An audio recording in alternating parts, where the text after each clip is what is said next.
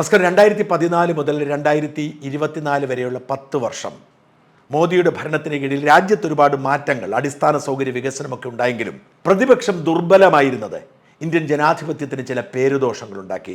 2014 നിന്നും 19 മാറിയപ്പോൾ BJPയുടെ ഭൂരിപക്ഷം വർദ്ധിക്കുകയും പ്രതിപക്ഷം നാമമാത്രമാവുകയും ചെയ്തു. പ്രതിപക്ഷ നേതൃസ്ഥാനം പോലും ആർക്കും ഉണ്ടായിരുന്നില്ല.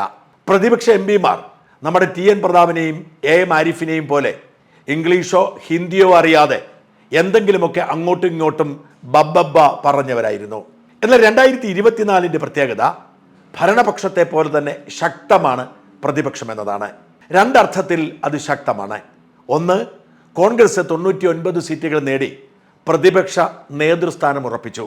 രണ്ട്, മറ്റ് പ്രതിപക്ഷ പാർട്ടികൾ എല്ലാവരും കോൺഗ്രസിനോടൊപ്പം ചേർന്ന് ഒറ്റക്കക്ഷിയായി നിൽക്കുന്നു. രാഹുൽ ഗാന്ധി പ്രതിപക്ഷ നേതൃസ്ഥാനം ഏറ്റെടുത്തതോടെ പ്രതിപക്ഷ സഖ്യത്തിൻ്റെ ആത്മവിശ്വാസം ഉയർന്നു. രാഹുൽ ആ പണി KC വേണുഗോപാലിനെ ഏൽപ്പിച്ചു മുങ്ങുമെന്നായിരുന്നു കണക്കാക്കപ്പെട്ടിരുന്നത്.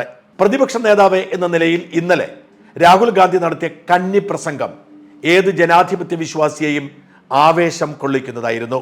യഥാർത്ഥത്തിൽ ജനാധിപത്യം വിജയിക്കുന്നത് ശക്തമായ പ്രതിപക്ഷവും ശക്തമായ ഭരണപക്ഷവും ഉള്ളപ്പോഴാണ്. കേവല ഭൂരിപക്ഷം BJPക്ക് ഒറ്റയ്ക്കില്ലെങ്കിലും മുന്നണി എന്ന നിലയിൽ അവർക്ക് ഭൂരിപക്ഷമുള്ളത് കൊണ്ട് തന്നെ BJPയെ ദുർബലമായ ഭരണമെന്ന് നമുക്ക് പറയാൻ കഴിയില്ല. കഴിഞ്ഞ 2 തവണത്തെ ഭരണത്തിൻ്റെ തുടർച്ച തന്നെയായിരിക്കും ഇക്കുറിയും ഉണ്ടാവുക. അതേസമയം കഴിഞ്ഞ 10 വർഷത്തെ സർവാധിപത്യമോ സമഗ്രാധിപത്യമോ ഇനി 5 വർഷം ഉണ്ടാവില്ല. കാരണം പ്രതിപക്ഷം അത്രമാത്രം ശക്തമാണ്. രാഹുൽ ഗാന്ധി 1.25 മണിക്കൂർ നേരമാണ് ഇന്നലെ പ്രസംഗിച്ചത്. നമ്മൾ രാഹുൽ ഗാന്ധിയിൽ നിന്ന് പ്രതീക്ഷിക്കുന്നതിന് ഒരുപാട് അപ്പുറമായിരുന്നു രാഹുൽ ഗാന്ധിയുടെ പ്രകടനം. പല വിഷയങ്ങളിലും രാഹുൽ ഗാന്ധി പറഞ്ഞതിനെ അപ്പോൾ തന്നെ ഭരണപക്ഷ മന്ത്രിമാർ തിരുത്തിയെങ്കിലും ആകെ കൂടി രാഹുൽ ഗാന്ധിയുടെ പ്രസംഗം ആവേശപൂർണമായിരുന്നു എന്ന് സമ്മതിക്കാതെ വയ്യ. ആ പ്രസംഗത്തിന് സാക്ഷ്യം വഹിക്കാൻ പ്രധാനമന്ത്രി നരേന്ദ്രമോദിയും ആഭ്യന്തരമന്ത്രി അമിത്ഷായും അടക്കം BJPയുടെ പ്രധാനപ്പെട്ട നേതാക്കളൊക്കെ പാർലമെന്റിൽ ഉണ്ടായിരുന്നു എന്നത് ഏറെ എടുത്തു പറയേണ്ടതാണ്. സാധാരണഗതിക്ക് പാർലമെന്റിൽ സംഭവിക്കുന്നതൊന്നും ഗൗരവമായി എടുക്കാത്ത മോദിക്ക് രാഹുൽ ഗാന്ധിയുടെ പ്രസംഗം നേരിട്ട് തടസ്സപ്പെടുത്തുകയോ ഇടപെടുകയോ ചെയ്യേണ്ടി വന്നു. മോദി മാത്രമല്ല, അമിത്ഷാ അടക്കം, രാജ്നാഥ് സിംഗ് അടക്കം പ്രധാനപ്പെട്ട മന്ത്രിമാരൊക്കെ രാഹുലിന്റെ പ്രസംഗത്തിന് തടസ്സം സൃഷ്ടിച്ചു. രാഹുൽ ഗാന്ധി പ്രസംഗിക്കുമ്പോൾ മോദി ഇടപെട്ട് മറുപടി പറയാൻ ശ്രമിച്ചു എന്നത് തന്നെ രാഹുലിന്റെ പ്രസംഗത്തിന്റെ പ്രാധാന്യം എടുത്തു കാണിക്കുന്നു. ഒരുപാട് വിഷയങ്ങളിൽ രാഹുൽ ഗാന്ധി കത്തിക്കയറി. അത് മണിപ്പൂർ കലാപത്തിന്റെ കാര്യത്തിലാണെങ്കിലും കർഷക സമരത്തിന്റെ കാര്യത്തിലാണെങ്കിലും അഗ്നിവീറിന്റെ കാര്യത്തിലാണെങ്കിലും ന്യൂനപക്ഷങ്ങളോടുള്ള സമീപനത്തിന്റെ കാര്യത്തിലാണെങ്കിലും ഒക്കെ രാഹുൽ തന്റെ നിലപാട് വ്യക്തമായും ശക്തമായും അവതരിപ്പിച്ചു. ഇതിൽ ചിലതിനൊക്കെ കൃത്യമായ വിശദീകരണവും തിരുത്തും അപ്പോൾ തന്നെ മന്ത്രിമാർ നൽകി എന്നത് അവഗണിക്കേണ്ടതല്ല. പക്ഷെ ആകെ കൂടി രാഹുലിന്റെ പ്രസംഗം ആവേശപൂർണമായിരുന്നു. എന്ന് മാത്രമല്ല, രാഹുൽ ഗാന്ധി എടുത്തു പ്രയോഗിച്ചത് BJPയുടെയും മോദിയുടെയും ആയുധമായ ഹിന്ദുത്വം തന്നെയാണ്. ഇതുവരെ രാഹുലും പ്രതിപക്ഷവും എടുത്തിരുന്ന നിലപാട് ഹിന്ദുത്വം എന്ന് പറയുന്നത് BJPയുടേതാണ്. അതിനോട് അകൽച്ച പാലിക്കുക, അതിനെ അകറ്റി നിർത്തുക, ന്യൂനപക്ഷ പ്രീണനമടക്കമുള്ള കാര്യങ്ങളിൽ ഊന്നി പ്രസംഗിക്കുക എന്നതായിരുന്നു.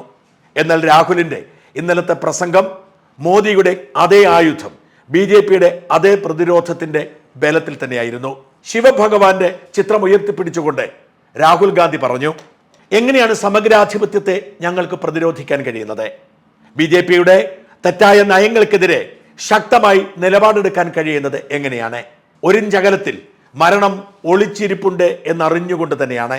എന്നാൽ ഭഗവാൻ ശിവൻ ഞങ്ങൾക്ക് വഴി കാണിച്ചു തന്നു. ശക്തിയുടെ അടയാളമായി ശിവൻ കൈമുദ്ര കാട്ടി തന്നു. ആ ആയുധമായിരുന്നു ഞങ്ങളുടെ ശക്തി. സഹിഷ്ണുതയും സ്നേഹവും ഭയമില്ലാത്ത പോരാട്ട വീര്യവുമൊക്കെ ഉണ്ടാക്കി തന്നത് ശിവനാണ്.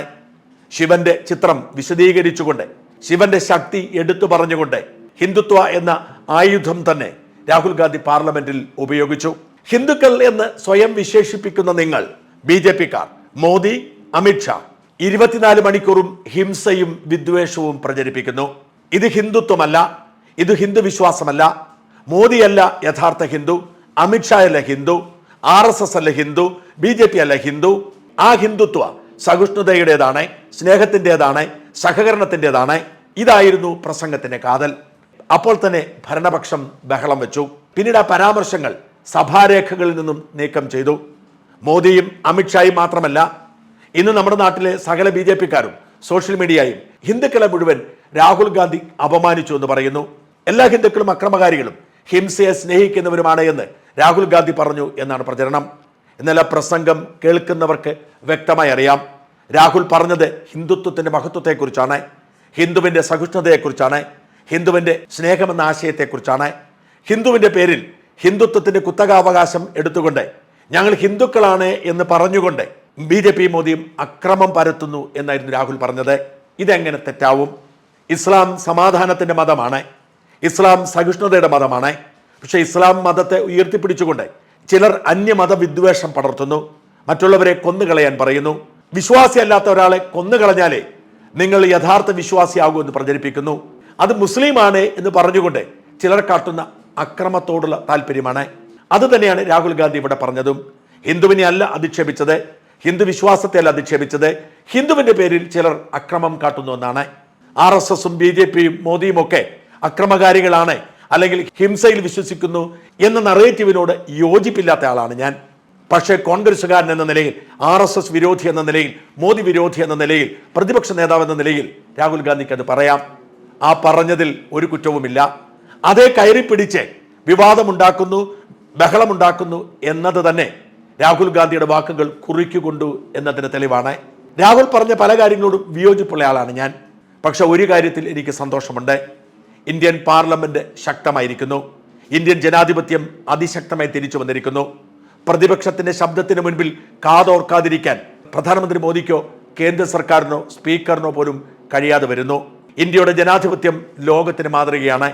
പാർലമെന്റ് നോക്കുകുത്തികളുടെ, ഓശാനപാടികളുടെ, കൈയടിച്ച് വിഡ്ഢിവേഷം കെട്ടുന്നവരുടെ ഒരു താവളമാകാൻ പാടില്ല. ഭാരതത്തിലെ ജനങ്ങൾ തെരഞ്ഞെടുത്ത 543 പേർ അവിടെ എത്തിയിരിക്കുന്നത് ഭാരതത്തിന്റെ ഭാവി നിശ്ചയിക്കാനാണ്. അവർ ഇവിടെ എത്തിക്കഴിഞ്ഞാൽ രാഷ്ട്രീയക്കാരല്ല, നേരെ മറിച്ച് ഇന്ത്യൻ ജനതയുടെ പ്രതിനിധികളാണ്. അവർ സംസാരിക്കേണ്ടതും ചിന്തിക്കേണ്ടതും രാജ്യത്തിന് വേണ്ടിയാണ്. അത്തരമൊരു സാഹചര്യം പലപ്പോഴും മൃഗീയ ഭൂരിപക്ഷമുള്ളപ്പോൾ സംഭവിക്കാറില്ല. അത് BJP ആണെങ്കിലും കോൺഗ്രസ് ആണെങ്കിലും. ഇപ്പോൾ അങ്ങനെയല്ല. പ്രതിപക്ഷത്തിന്റെ ശബ്ദത്തിന്, MP-മാരുടെ ശബ്ദത്തിന് വീറുണ്ട്. അതിന് നേതൃത്വം കൊടുക്കാൻ രാഹുൽ അവിടെയുണ്ട്. ഇന്ത്യൻ ജനാധിപത്യം ഒരിക്കലും പരാജയപ്പെടില്ല, ഇന്ത്യൻ ജനാധിപത്യവും ഇന്ത്യൻ ഭരണഘടനയും സംരക്ഷിക്കപ്പെടും എന്നതിന് തെളിവായിരുന്നു രാഹുൽ ഗാന്ധിയുടെ പ്രസംഗം. രാഹുലിനെ ആദ്യം പപ്പുമോനെന്നും തെരഞ്ഞെടുപ്പ് കാലത്തെ രാജകുമാരനെന്നും വിളിച്ച് പരിഹസിച്ചുകൊണ്ടിരുന്ന മോദിക്ക് രാഹുലിന്റെ പ്രസംഗത്തിന് ചെവി കൊടുക്കേണ്ടി വരുന്നു. ആ പ്രസംഗത്തിന്റെ ഇടയിൽ കയറി ഇടപെടേണ്ടി വരുന്നു. ഇതുവരെ അവഗണിച്ചിരുന്ന, പരിഹസിച്ചിരുന്ന കാലത്തു നിന്നും രാഹുലിന്റെ ശബ്ദത്തിന് മുൻപിൽ കാതോർത്തിരിക്കേണ്ടി വരുന്നു. രാഹുൽ ഉയർത്തിയ വിഷയങ്ങളോട് പ്രതിരോധമുണ്ടാക്കേണ്ടി വരുന്നു. അതെ, ജനാധിപത്യ വിശ്വാസികൾക്ക് ഇതിനേക്കാൾ മികച്ച സന്തോഷ വാർത്തയില്ല. ഇന്ത്യൻ ജനാധിപത്യം പുഷ്ടിപ്പെടുന്നു. ഇനി വരുന്ന 5 വർഷക്കാലം നിശബ്ദതയുടേതല്ല, മഹാഭാരത യുദ്ധത്തിൻ്റെതാണ്. ഈ യുദ്ധം രാജ്യത്തെ കൂടുതൽ മെച്ചപ്പെടുത്തും, മോദി ഭരണകൂടത്തെ കൂടുതൽ നല്ലവരാക്കും, ജനക്ഷേമ പ്രവർത്തനങ്ങളിൽ കേന്ദ്രീകരിക്കാനും സർവാധിപത്യവും സമഗ്രാധിപത്യവും വിഭാഗീയ അജണ്ടകളും ഒഴിവാക്കാനും കാരണമാകും. പ്രതിപക്ഷം എപ്പോൾ ശക്തമാകുന്നു അപ്പോഴാണ് ഭരണം മെച്ചമാകുന്നത്. അതുകൊണ്ട് തീർത്ത് പറയാം, ഇനി വരാൻ പോകുന്ന 5 വർഷക്കാലം ഇതിനു മുമ്പത്തെ 10 വർഷത്തേക്കാൾ മികച്ച ഭരണം കാഴ്ചവെച്ച് ഭാരതത്തിന്റെ അന്തസ്സ് നിലനിർത്താനും ഭരണഘടനയെ സംരക്ഷിക്കാനും ജനാധിപത്യം ഉറപ്പാക്കാനും ഈ സർക്കാർ ശ്രമിക്കും.